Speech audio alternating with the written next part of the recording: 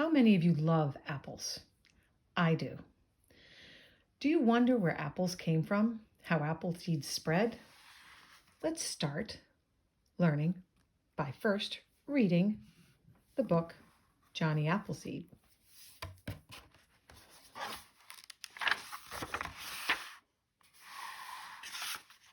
On a fine September day, more than 200 years ago, a boy named John Chapman was born.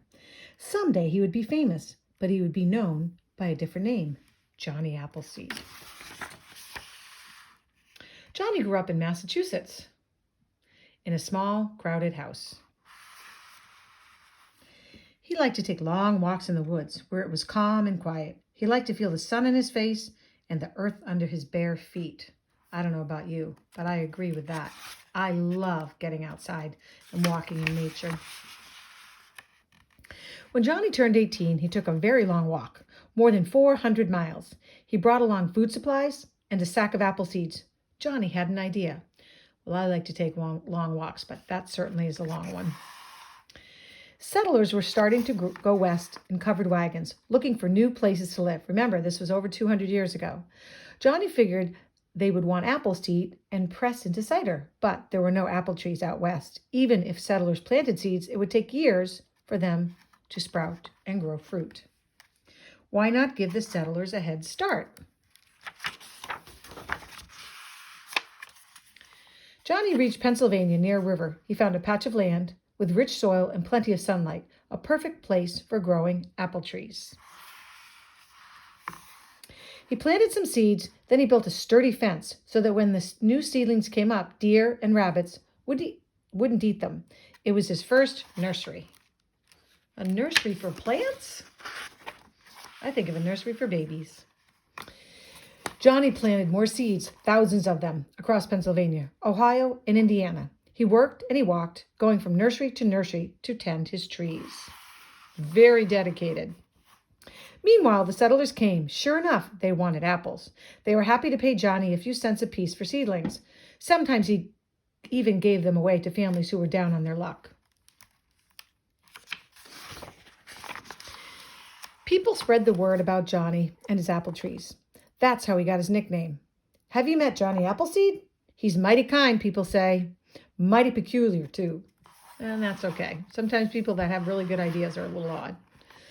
It was true. For one thing, Johnny looked strange. He wore old, ragged pants. He cut holes in coffee sacks to make his shirts. He still didn't wear shoes. By now, folks claimed his feet were so tough a snake's fangs couldn't prick them. People even swore they saw Johnny wear a tin pot for a hat. That would be extremely uncomfortable. And then cook his dinner in it.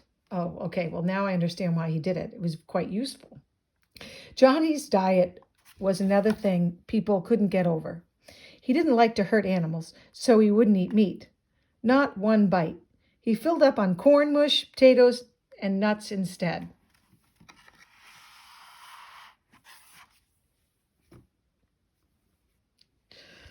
The cat would like to be involved. I guess she knows we're reading a page about animals. And when night fell, Johnny liked to sleep outdoors. He settled into a hollow log or stretched out on a pile of leaves. He didn't seem to worry about the bears and panthers that roamed the woods. It was almost as if Johnny was a forest creature himself.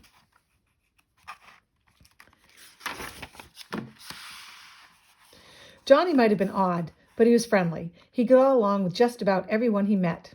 Native Americans shared their trails with him. They showed him where berries were safe to eat, or which berries were safe to eat, and how to make medicine from leaves and roots. Settlers invited Johnny into their cabins and asked him to tell stories. Sometimes he read from the Bible. Good news, fresh from heaven, he'd say. Other times he acted out his own wild adventures.